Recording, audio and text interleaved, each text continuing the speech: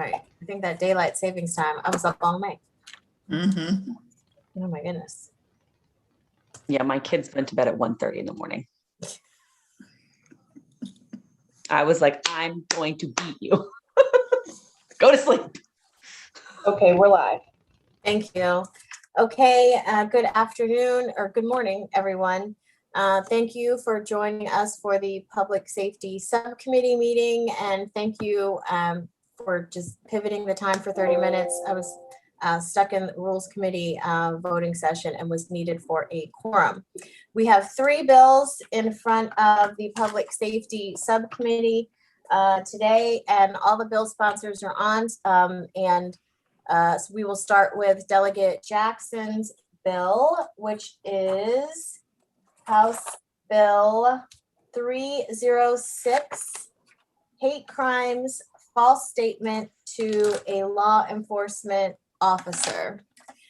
And so how we'll do this is, I'm sure everybody knows this, but so the bill sponsors here, and they have an advocate here in case any of you all have questions. If you have questions, just raise your hand with the reaction or wave me down, whatever.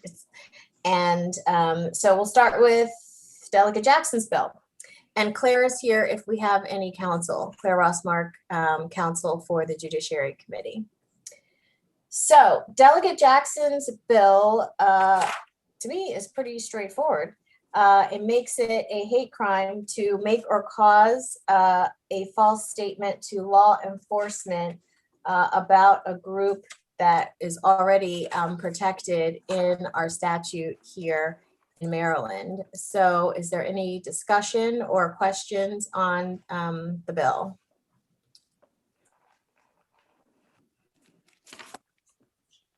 There's no discussion or no questions. Sorry, Delegate Arcand. That's why you gotta do both. Fine. I feel like I remember this hearing, and I think one of the concerns that I had was that you can't predict if you're going to cause someone to make a statement. You would have to be a psychic to know that. So you could sort of tell somebody something. How would you know what that person would do with that information? And it doesn't say that your statement to them needs to be false. It just says if something that you say makes somebody else make a false statement, then it's a hate crime for you. That seems totally crazy to me.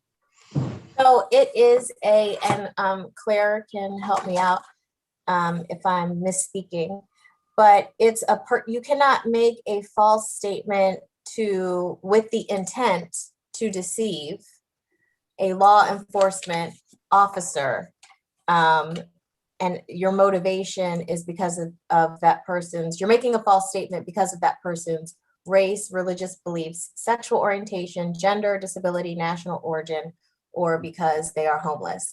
So your false statement is to a police officer because of their race. And I believe this legislation is because we've seen, all of these quote unquote Karen calls that have been happening, quite frankly, across the country.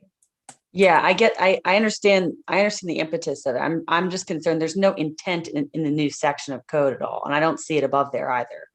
So in section 9-501, so right where it starts, it says a person may not make, so if you go down to line 23, it says with the intent to deceive and to cause an investigation or other action to be taken as a result of the statement. So you have to have the intent. So in order for 1030414 to be triggered, they have 9501 has to be as well. Yeah, so if you're in 10304 and you go down to line 14 and 15, yeah, it references 9-501. Gotcha. So they'd have to okay, knows to be false as a whole or in material part. Okay. So since this is already a crime, so instead of it just being a crime already, we're going to add it to the hate crime statute. Right, we're adding. In Archon, this is just clarifying. It's current law under the hate crime statute that if you commit a crime against somebody, for example, assault, and it's motivated because of one of these impermissible reasons, because of their race or their gender or something, then that's already a hate crime. And so theoretically, it's current law that if you make a false statement to a law enforcement officer under 9501, and it's because for one of these impermissible reasons, that it would already be a hate crime. But this bill is just clarifying that that is the case. So for example, in that Central Park situation, we're just clarifying that under Maryland law, that is a hate crime. And the state's attorneys support the bill. Okay. Yeah, okay. That really helps me a lot. I feel like there was one other question I had about it, but how often do we prosecute under 9501 right now? Have we prosecuted anybody for that recently? Maybe state's attorneys know. Are we using the law currently? I mean, as it's already written? Let me look at their testimony. Can I jump in? Yep, go ahead, Dylan. Yeah, so I've been working with State's, well, hi, Delegate. I've been working with State's Attorney Scott Schellenberger on this. He's very supportive of the legislation. I have not gotten any information in terms of how many cases have been prosecuted on this, but what I do know is that I consider this proactive legislation. We know that this goes on. It's been going on in our country lately, and so while I don't have the numbers or how many cases have been prosecuted for this, I do feel like that we as a state have to be proactive instead of reactive in ensuring that everyone is treated equally under the law and not discriminated upon based on a protected class. Thank you. So we'll go to Delegate Lopez, and then I saw Delegate, maybe you're good. I see you, Delegate Griffith. Okay, Delegate Lopez. Yeah, my apologies. Claire answered my question. I was concerned, or I just needed clarity about what is already in our codes about, filing a fake report and perjury and all that stuff. So I'm good. Thank you, Claire. Delegate Griffith. Thank you. This is a technical question for the attorneys on here. So on page 2, line 14, is there a need or not a need to add knowingly, or does the section on page 1, line 23 take care of that as well? I think it takes care of it, but Claire can jump in. I mean, The language on page 2 in lines 14 through 16 just mirrors the language of 9501. And there's an intent requirement built into that statute, it seems to me, because you have to have the intent to deceive, and cause, it has a causation. You're trying to cause a false report to be made. So there is an intent requirement built in. Yeah, I was trying clarification on that. Thank you. okay. Is there a second? Okay, roll call on the favorable. Madam Chair, Yes. I got a question, Madam Chair, and I apologize. What my concern is that my concern is I'm very concerned about people. Let's say there's a bunch of people that live next door and they're having a party and they're not, let's say they're Black or they're Hispanic. Okay, well, so they're a protected class. And, I call and say, hey, these guys are having a wild party and I smell some marijuana or something, whatever. And then it turns out they were not violating the law and everything. But basically, let's say the prosecutor doesn't particularly like me because I'm an old hag or something. And so they decide to prosecute me.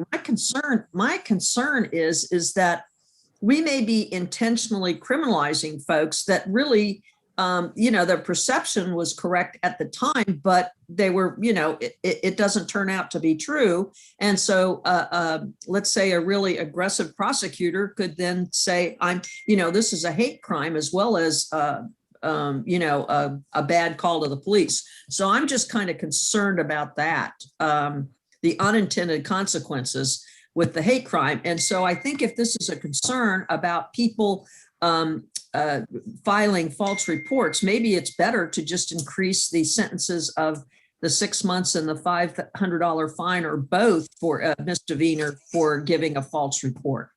That's just my thought. I think hate crimes, there's a real concern within different communities that hate crimes can take on a life of their own, and it can be, it can be used for good or ill. And that's what I'm concerned about. And it's just gonna escalate things, I think. And I'm just not sure I think it would be better to just toughen the false reporting rule. So I was just wondering what Claire's thought would be on that.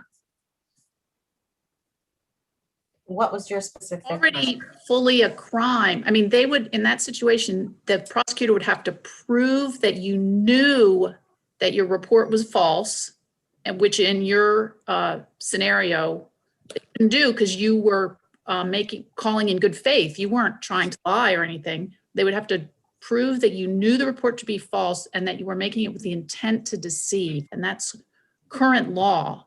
And so bringing this, clarifying that if, somebody violates 9501 because the victim is in a protected class, just to clarify that that's also a hate crime. That's not changing anything about your scenario. Well, let's add on that okay, I got a little drunk and I made some inappropriate comments about people of color, whether they're black, brown, or yellow, or Indian or something. And so, I kind of have a history of being, a nasty woman when I get drunk. My question is then does that set me up that then if I made the report and it turns out wrong, oh, well, she has a reputation of really running her mouth and being a really nasty woman. I'm kind of concerned about that. I just think maybe because we're living in a very cancel culture environment. And I just think this is kind of giving a bludgeon to somebody. And I know that Scott's trying to do the right thing, but I just think maybe we just increase the penalties for false reporting, because you add a hate crime and that's serious. That's very, very serious stuff. Just a thought. I see Delegate Sham and then Delegate Bartlett. Delegate Sham. Okay, thank you, Vice Chair. Committee, help me process this. So with the intent to deceive, that's kind of where I'm getting stumped on that language, and I apologize. I'm just trying to understand the 9501. I looked that up and read that. So would that imply, if you have with the intent to deceive law enforcement, you intentionally, I hate to define the word with the word, but you purposefully, knowingly lied about the situation to make it appear that it's something more egregious than what it is, that would potentially impact the person? That's correct. That's exactly how do you right. Intent, you purposefully lied to the police officer.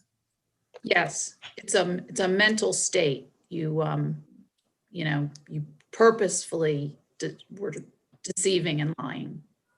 Okay. So kind of following up with McComas's examples, let's just, make it, I like scenarios, I'll keep it brief. A white person and a black person, there's a situation that occurs and the white person calls the police and says, this black man is trying to run me over with his car. I don't know. If that actually is embellished a little bit because the person described it as a black person trying to do it, does that then imply intent? I don't know. Maybe I'm talking. Yeah, well, like we all saw that Central Park situation over the summer where it was on video that the lady said, I'm going to call the police and say a black man is trying to hurt me. So that right there was pretty good proof that she was lying, because he obviously had no intention of trying to hurt her. Yeah. And so I think in that case, the police could have, the prosecutors would have had a good chance of being able to convict her. Mhm. And I would, But I it's a would just question of add, fact.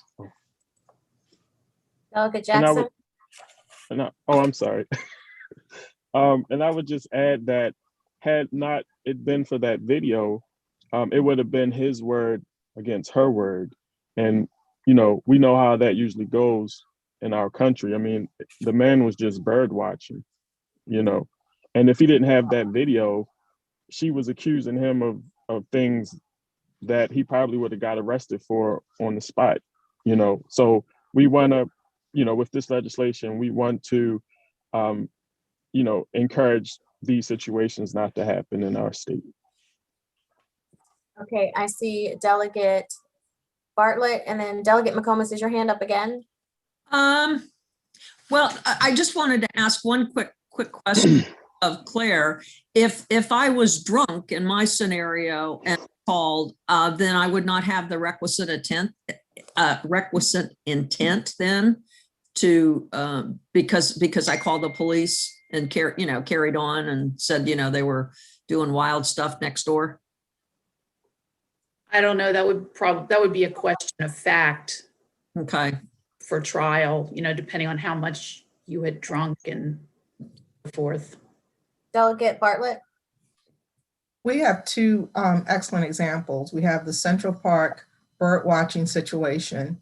And then unfortunately, we have the example in which in the Collins example, where the defendant had been all over Facebook, white supremacist pages, and done and said many things in the past. However, the state's attorney still was not able to prove that there was the requisite intent, as you mentioned, Delegate McComas, because he was drunk. And it seemed to all others that it was a hate crime. However, based on the facts and based on the hearing, it did not turn out to be a hate crime. So my point is that it is not easy to prove. And the state's attorneys have always said this, it is not easy to prove. This law is helpful because of the situation in the Central Park where the individual was clearly not doing anything to the woman who said, I'm going to make up a story and call the police. Luckily, as everyone has said, he had his camera. But the point is that this law will actually put in place punishment if you do exactly what she did, because the reverse would have happened. He would have been punished had this law not existed. And had she not had a camera, had he not had a camera. So it's kind of flipping the story so that individuals who do this with the intent, an intent that's not easy to prove, will be punished. That's the way I see it. Move the previous question. Thank you, Delegate Bartlett. And so we are going to do a roll call on the favorable. Delegate Atterbury, yes. Delegate Anderson is excused. Delegate Arakan, Yes. Delegate Bartlett, Yes. Delegate Davis, Deborah Davis, Yes. Delegate Griffith, Yes. Delegate Lopez, Yes. Delegate McComas, Yes. Delegate Moon, Yes. Delegate Shetty, Yes. Delegate Sham. Yes. And well, congratulations, Delegate Jackson. So unanimous, favorable. So I will let Chair Clippinger know that the subcommittee passed your bill out. Okay. Okay, have a good Thank one. you, Delegate everyone. Jackson. You too. Okay, take care. Okay, now we are going to move on to House Bill 89, Delegate Wilkins, Correctional Services, Diminution Credits, Education. And hi, Delegate Wilkins. So Claire, I do have a couple questions, Claire, before to just, I guess, start off the conversation.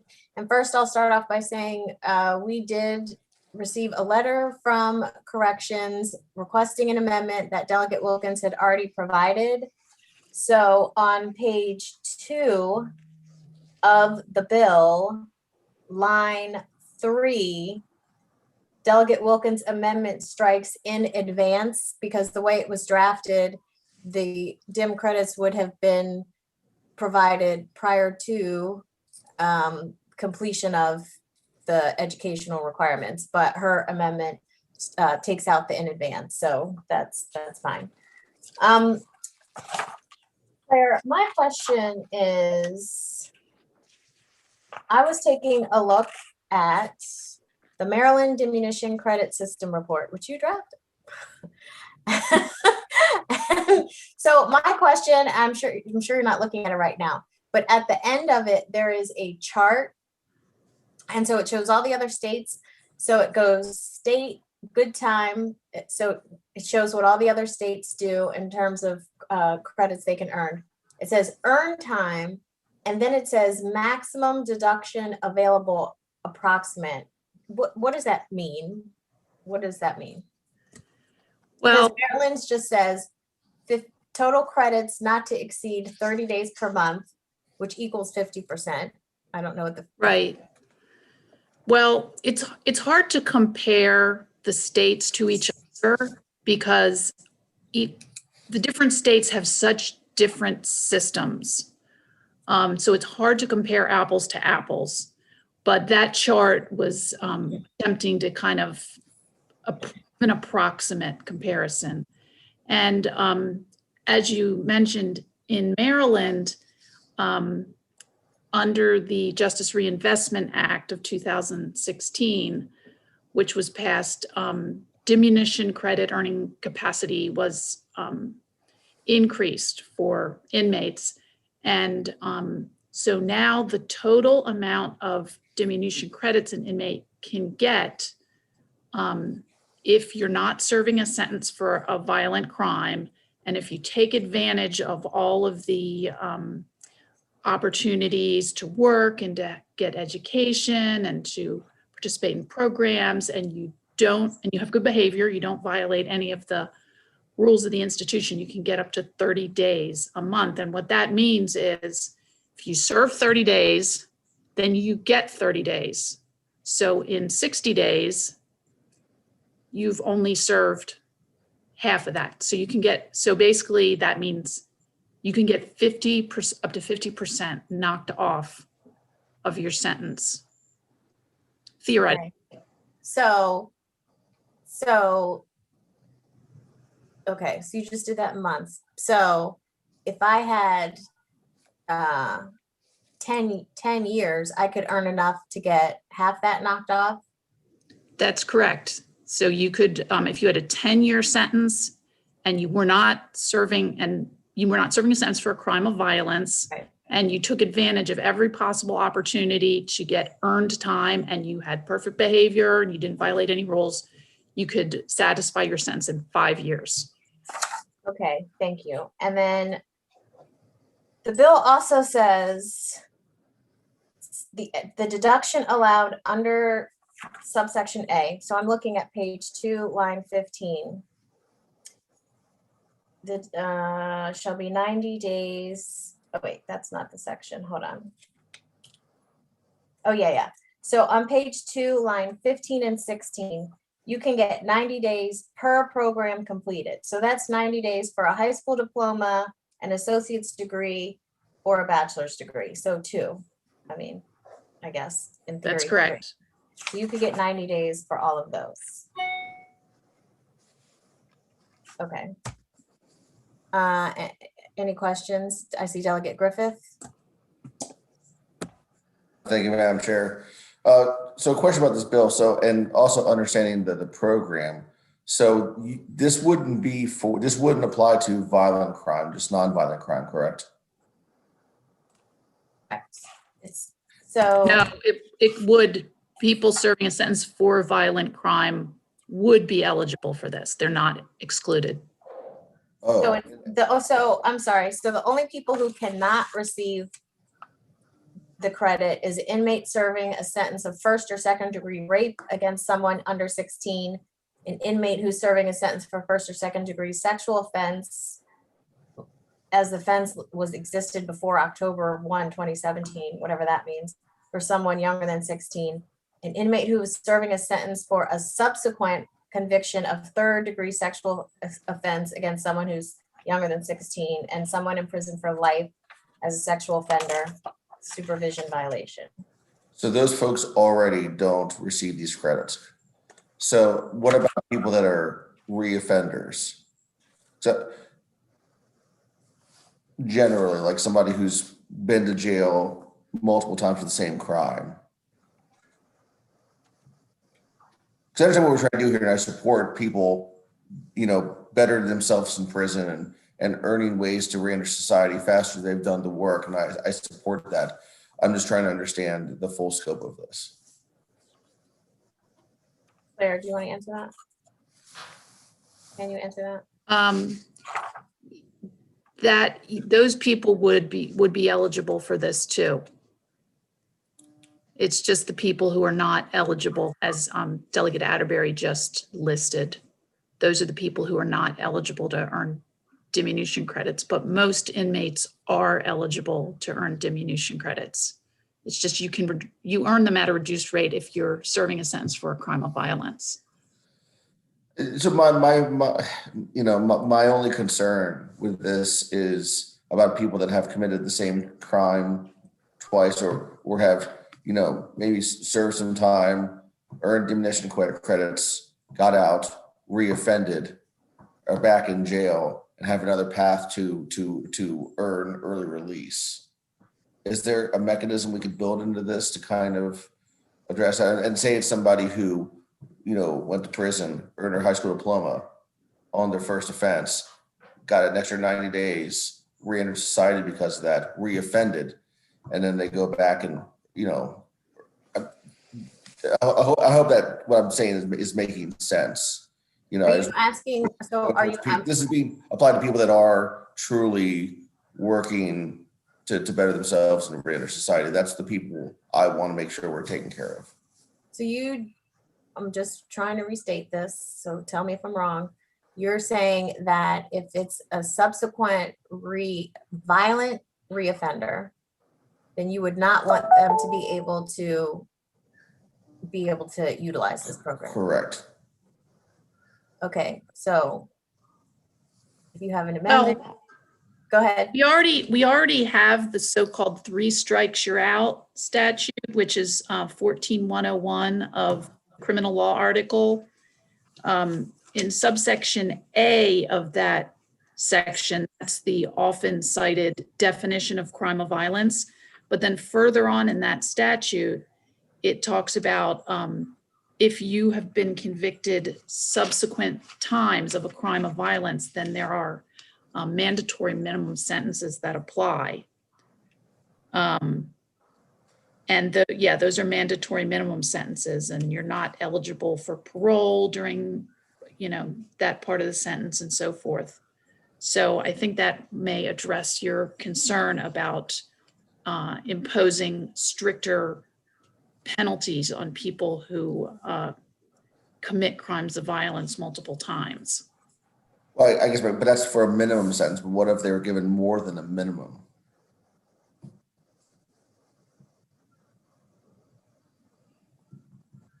If they were given more, then that would be that many more years that the person would have to serve.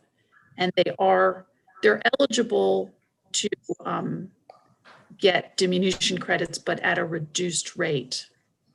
They can only get a maximum of 20 days a month compared to 30 days a month for other inmates. Well, then this would add another 90 days on top of that. So this would actually this would actually change the violent repeat offender mechanisms in the law.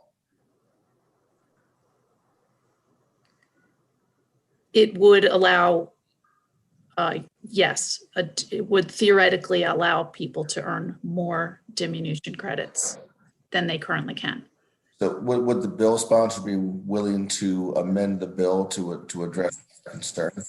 So what I'll say is, it's the bill's in the subcommittee's hands. So if anyone has an amendment, you can get an amendment and we can work through the amendment. And I also will point out that Ms. Johnson is here from the Job Opportunities Task Force, if anyone has a question for her, and Ms. Williams is here from the Public Defender's Office, and the bill sponsor's here, if you want to direct your questions to somebody specifically. Is that it, Delegate Griffith? Yes, thank you. Okay, Delegate Moon and then Delegate Erican. Thank you, Madam Vice Chair. I just wanted to, I guess, engage with Delegate Griffith's question a little bit, because I think I sense some worry in the question, and I understand the worry. And so other than what Council's talking about, about the other protections in the law, the mandatory minimums and all that sort of stuff, just generally, I would just point out that my recollection of the reason for this bill is that people who come out of prison educated, the data shows they commit fewer crimes when they are out. And so we can look at this in terms of what crime someone did and how much time they're supposed to serve. But I think the better way of looking at it is these DIMs are available to people who have a release date and are going to be put back in our communities.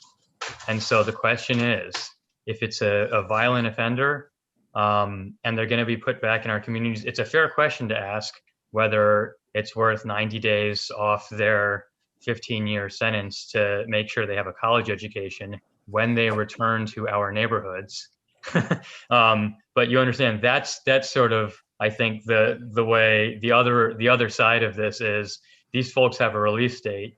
We don't want them just out here with no prospects whatsoever. And a lot of the repeat offenders, I think, are going to be drug offenders. Madam Chair, do you mind if I respond to that? Go ahead. And again, Delegate Moon, that's why I'm very focused narrowly on the repeat offenders, specifically those of violent crime, because what we're trying to accomplish, at least my view, what we're trying to accomplish is rehabilitation and successful reentry. And if they've reoffended, especially in a violent crime, to me, that it draws a concern of were they successfully rehabilitated before they reentered the first time, and the struggle to successfully rehabilitate them the second time. So that's where my concern is primarily focused. So I agree. Yeah, no, I get it. And again, it's just, if 2 bar fights, that person's still being released to our neighborhood. And so I understand the concern, but I think that would be, a person who got in 2 violent encounters at the bar is still coming back to the neighborhood. And so we do have to just, draw a line where we're going to do that. Delegate Erican. Thank you, Madam Chair. I appreciate Delegate Moon's sentiments, but I mean, let's be for real. They're not returning to Tacoma Park by and large, but I have a huge urban area in my district and they're plagued by crime, and they're so tired of having the same people get out quickly, and it's destroying the community down there. So that's my comment on that topic.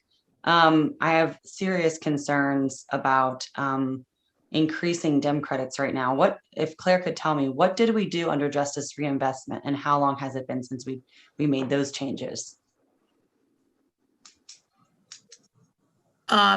Just the Justice Reinvestment Act passed in 2016.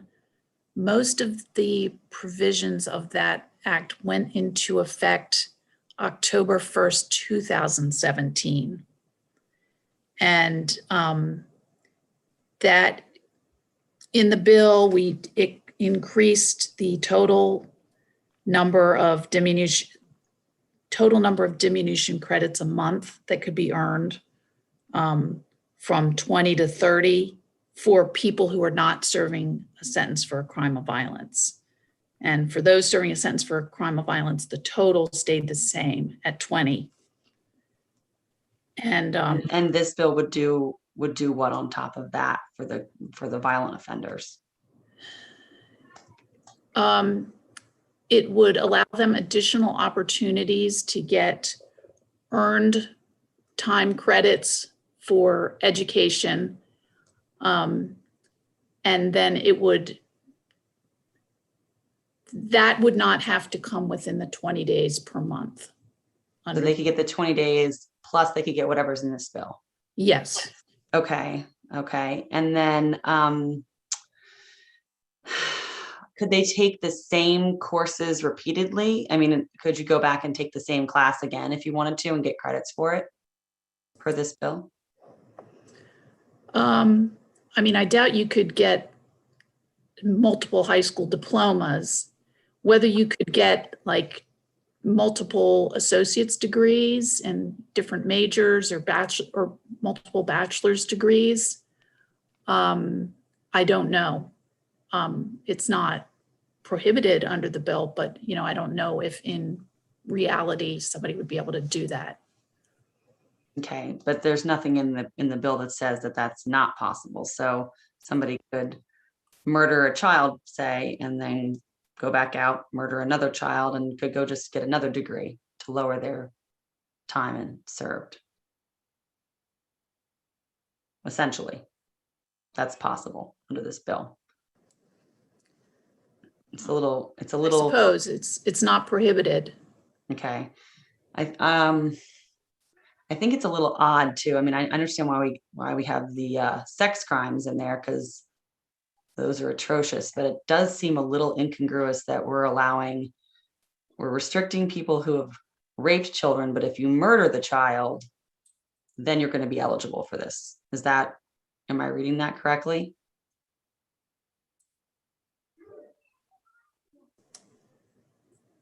Well, if you were convicted of murder, you're either serving a sentence of life without the possibility of parole, so this would be moot, or you're serving life, and it's kind of hard to get out if you're serving. Currently, historically, it's been difficult to get out if you're serving a life sentence. You would have to get paroled. You would have to get paroled. I mean, inmates serving a life sentence do earn diminution credits, but you can't, unless you're paroled, you can't get out because of your diminution credits if you're serving a life sentence. Okay, so you would be able to accumulate them, and then once you go to get paroled, then what happens? You just go to parole earlier?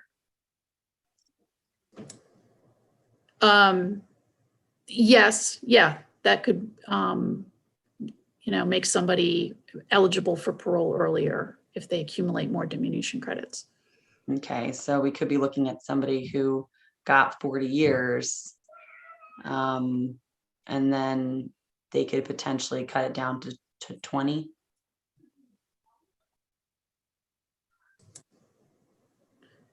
If you were serving a 40-year sentence, I mean, eventually you could earn, if you were young enough when you were sentenced and you ultimately earned enough diminution credits, then yes, you would be released on mandatory supervision.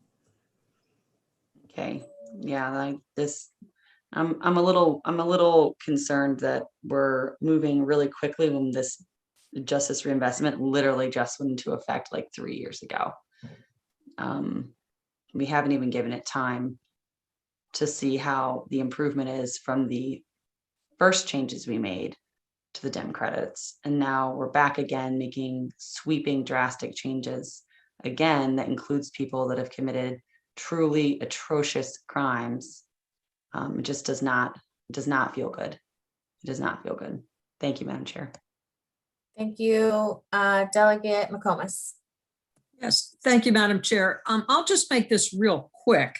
The letter of information from the Office of Secretary for Office of Legislative Affairs, Department of Public Health and Safety indicated bill allows a deduction of 90 days in advance from an inmate's term of commitment per program completed if the inmate successfully obtains an intermediate high school academic certificate, so 90 days. And then let's say they go on a technical or vocational training program certificate, they could get a couple. So we'll just add another 90 days on that. A state high school diploma, 90 days on that, because they wanted to get a real diploma instead of the certificate.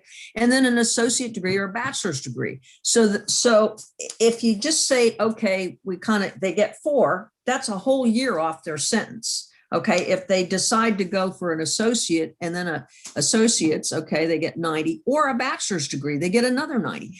So, I mean, you could keep yourself pretty busy doing all these educational things. Now, what I have a problem with is that you want these folks to be internally motivated, not just motivated to get out.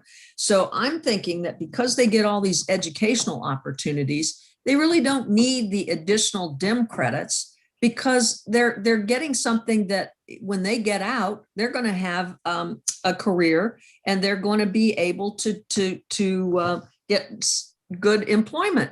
And so, they're getting basically a free education from the criminal justice system.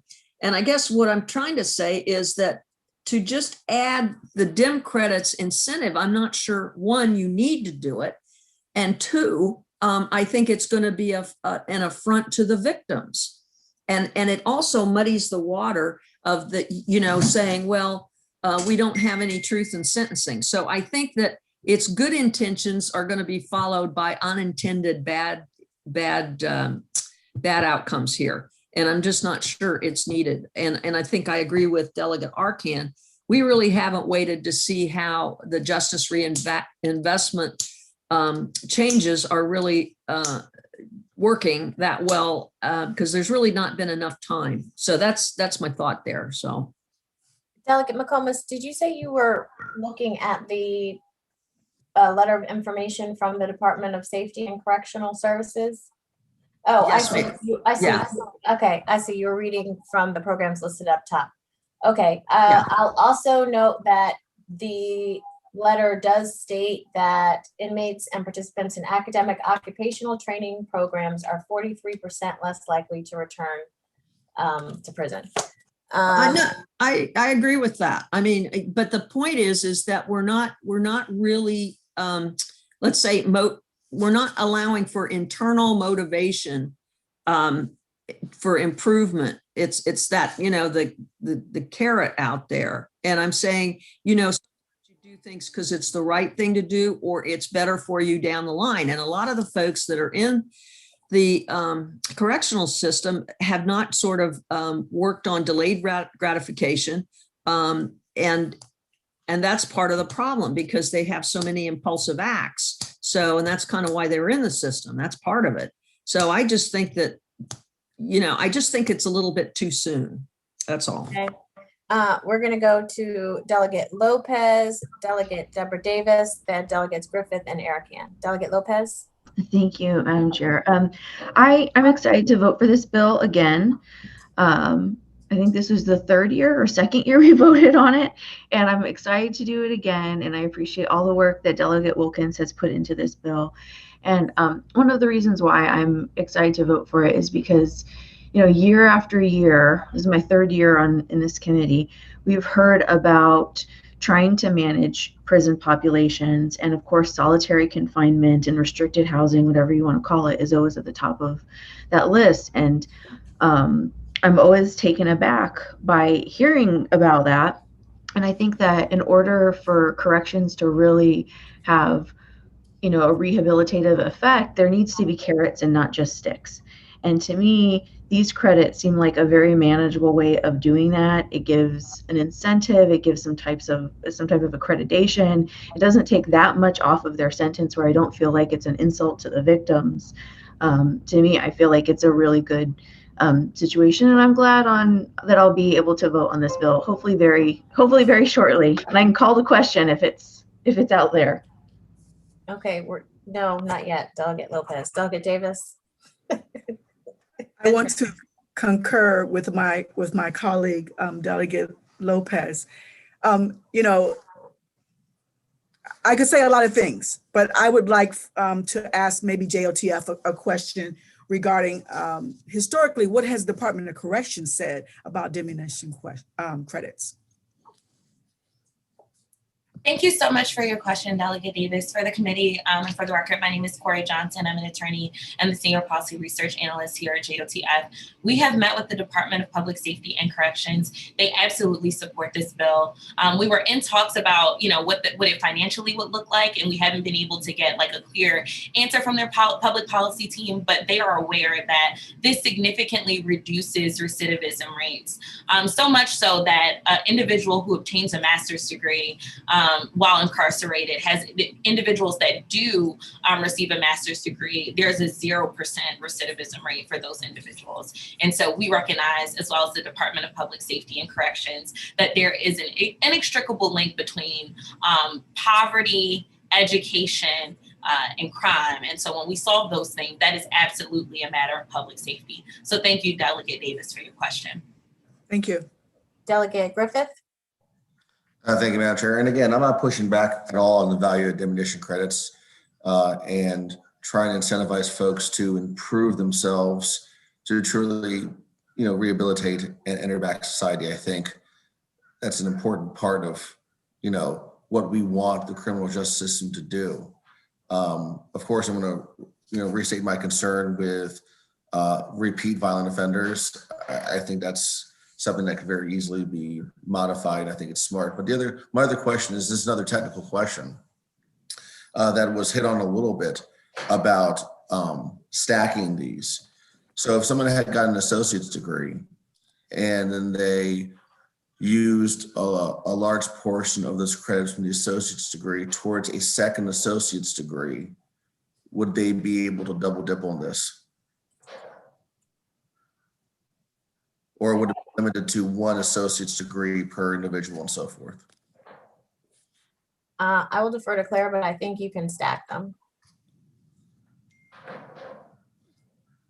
I honestly don't know exactly how it would work. I think the Department of Public Safety would have to establish procedures for this, and I don't know exactly what their rules would be. I mean, that kind of thing is not prohibited by the bill, but I don't know, what the rules would be. And also, I think it's not necessarily the case that these kind of educational programs are readily available at each and every institution for each person who wants to do them. It might not be easy to get into one of these programs all the time. So Madam Chair, I have a question. I mean, there's a couple of what I believe are honest and legitimate amendment opportunities in this bill. Is there a chance we could, work on this in another subcommittee meeting to work on some of these, what I believe are legitimate opportunities to make this a better bill so it accomplishes what we want to accomplish? Yeah, so we are going to have to meet again because we do have to talk about Delegate Moon's bill. So I will have my office and chair staff and Claire circle up, but we'd be looking at Wednesday or Thursday just to allow people to, if you wanted to get an amendment or something. I think that'd be plenty of time. If you, and of course if you and the subcommittees agreeable to that. Yeah, that's fine. Delegate Erican. My questions have been answered. Thanks. Okay, so I have one question. Claire, and I don't know if this is an issue too. So in the corrections letter, they say, they name courses that are not named in the bill. So I don't know if that's a problem. I don't know if they need to match, or we need to be clear what type of courses an individual can get DIM credits from, because the letter does say an intermediate high academic certificate. I don't even know what that is. A technical or vocational training. Vocational is certainly not mentioned in here. And then it does name a high school diploma, associate's degree, or bachelor's degree. So corrections is reading this broader than what's in the bill, which I just see as a problem. That we all need to be on the same page. Okay, I don't think I have that letter that you're looking at. Okay, I'll email it to you. It Email was- from them, but but it doesn't say that. Okay, they said submitted a letter of information for the bill hearing, so I will Okay. send that to you. Chair. My last question, Delegate Wilkins. Last year, we passed the bill last year, right? Did your bill last year, because I can't remember, say 90 days per program, or was it 90 days for a program? I believe it was per program. It passed out of, the bill passed out of committee. And Madam Chair as well, just very quickly, as folks are thinking about potential changes and potentially another meeting, I want to clarify that in terms of the programs that you just listed, I see those in the bill. And perhaps we can talk about it offline, but I see page 2, line 5 has that intermediate high academic certificate. Line 6 talks about the VOTEC Okay, program I see. have to be 600 hours. So it does track with the bill. And also the bill requires the commissioner to establish a system for participation. So in terms of the questions about, can you do this associates and that associates, the bill specifically says that the commissioner would detail out the actual program and how it would work. And I think that's important to give the commissioner that flexibility to develop. And last point, very quickly, is that we're talking about programs that would take years of commitment to complete. And the commissioner is also able to revoke diminution credits for anyone who is not behaving appropriately, for someone who has infractions. We're talking about people who are doing the right thing, who are committed to oftentimes years of effort to be able to get one of these degrees. And again, we see a strong correlation with recidivism.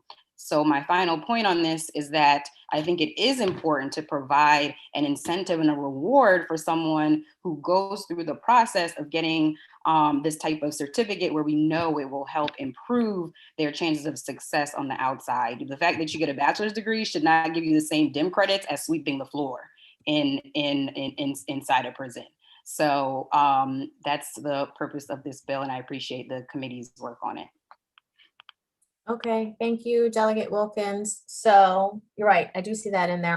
I was focused on the 3 that we just are always thinking about: bachelor, high school, and associates. And then it does also say not more than 1 certificate of completion of a technical or vocational training that requires 600 hours of coursework.